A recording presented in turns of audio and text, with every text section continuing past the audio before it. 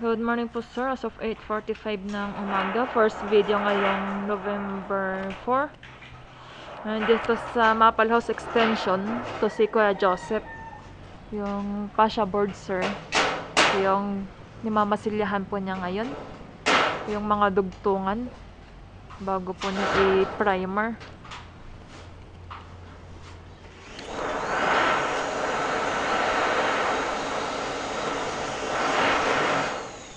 Nakapagsunod na din sir si Kuya Joseph ng mga sagmaw.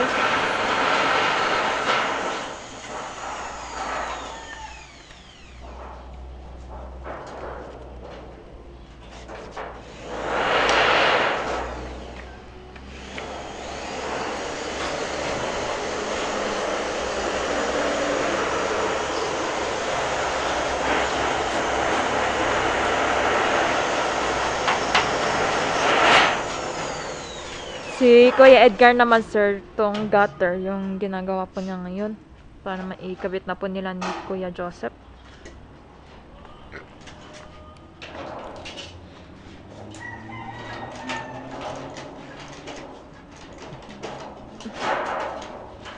Parang tatlo lang magagamit ko kayo. 2.5.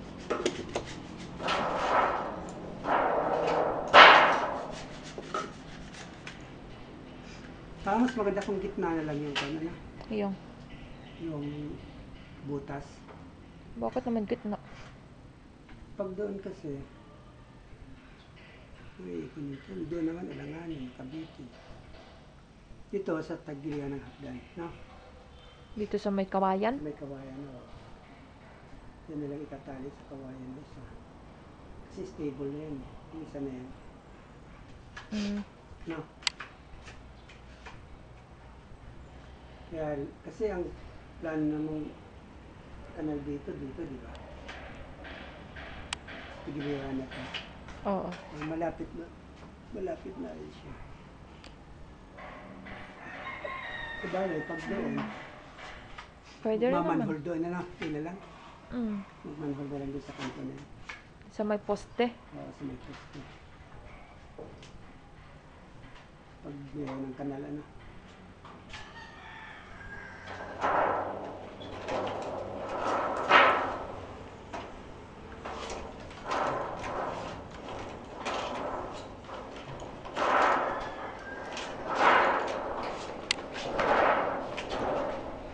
Yung Pasha board sir na nakaharap dito sa may playground 2. Yan na primer na po ni Kuya Joseph.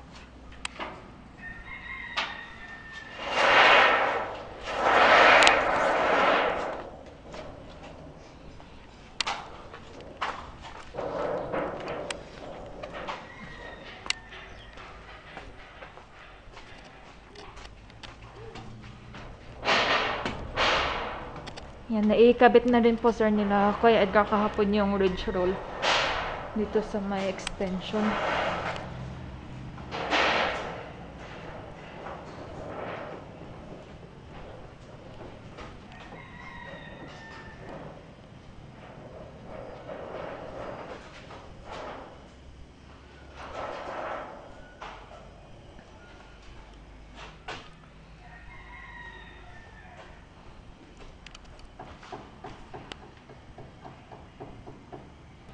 Yan, dito kami sir sa harap ng Fine House 1, yung dalawang lokaryon na magkadikit dito. Dito si Kuya Edgar.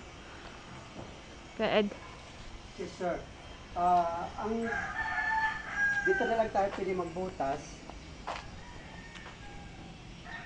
Kahit na sa tagiliran lang siya tumama. Kasi mag-i-spread out lang papunta doon yung ugat niyan, di ba? Basta mailagay sa lupa.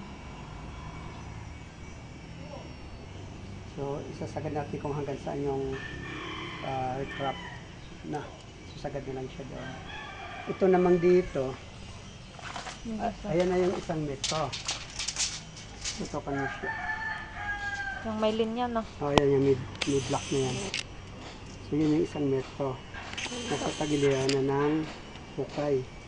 Isang metro lang yun, no? Ito, isang metro lang yan. Saktong-sakto na. Ngayon, ang sentro ng pagkakatanim sa kanya, nasa 1.30 lang. Kaya kung iuurong pa natin to, igigit na dyan sa 1 metro. Ang matitira na lang dito,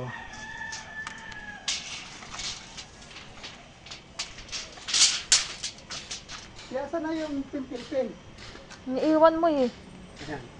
Pag init na natin yan, di 0.50. 0.50. Ayan ang magiging supply. Nakadikit na. Kung yan ang magiging puno niya,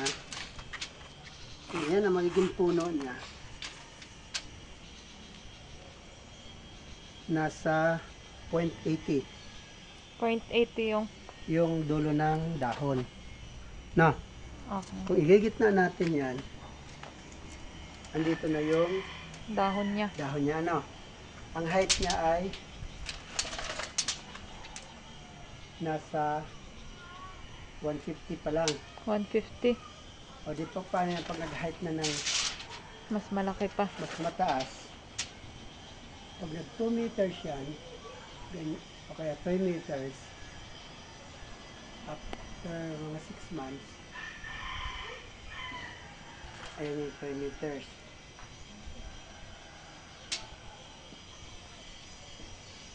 O kaya, tama, mga 3 meters na. 60, 70, 80, mga after 6 months, ayan mga 3 meters na. Sagad na sagdanan. Ngayon, yung dahon niya, dito na, nakaharang na yan, no? Palaki ng palaki na. Palaki ng palaki. Tatama sa pine house. So, ang pangit naman kung tatabasin natin yung dahon dito, Kalahati. lahati, marami na daanan. O, isa na lang ito daanan, no? Kabila na lang lahat. Ito ang pinaka-shortcut eh. So, kasi magandang klase ang mga to. Saka malalim ang lupa dito. Mabilis ang paglaki nito.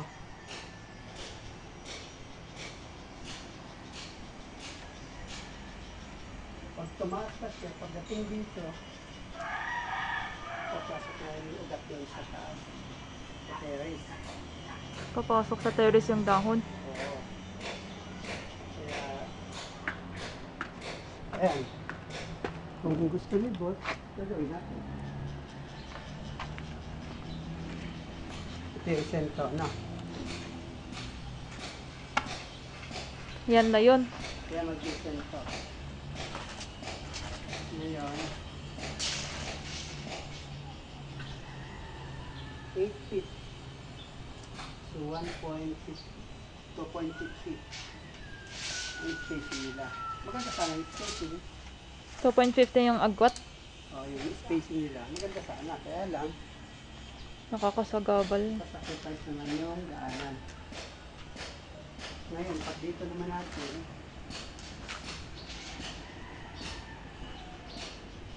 $1.80.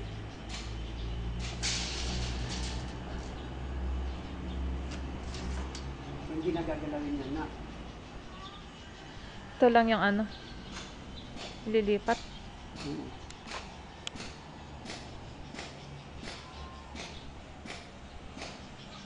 Pwede rin. Ihanap na lang ito ng lugar nyo. Oh.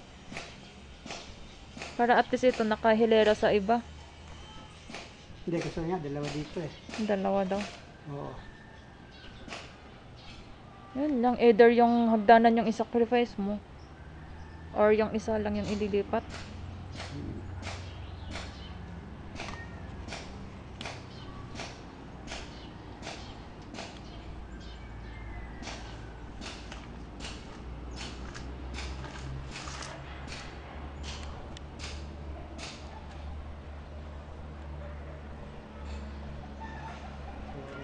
Kung isasuggest ko, ito lang, dalawang isa.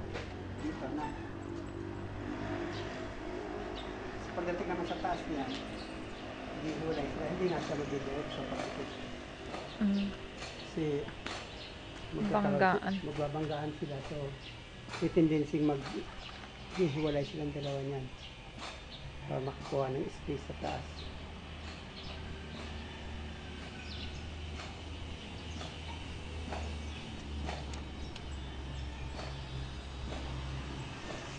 Yan lang kuya.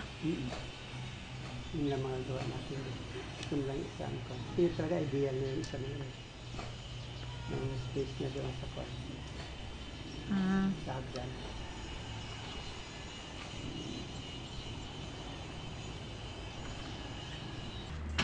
Nandito ulit sir sa playground 2.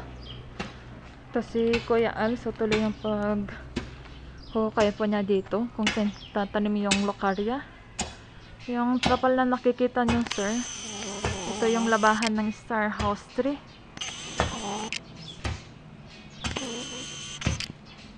Yan, nilagyan nila ng trapal para yung anggin ng ulan hindi po mapasok daw sa loob.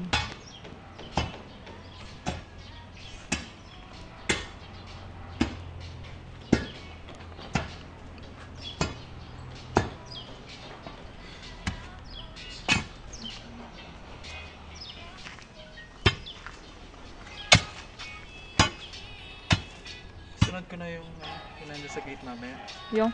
Yung nasa gate, sunod ko na mamaya. Hindi, di ba dyan itatanim yun? Kaya nga, isusunod ko na. Hintayin ko lang alisan ng lupa tapos bunutin.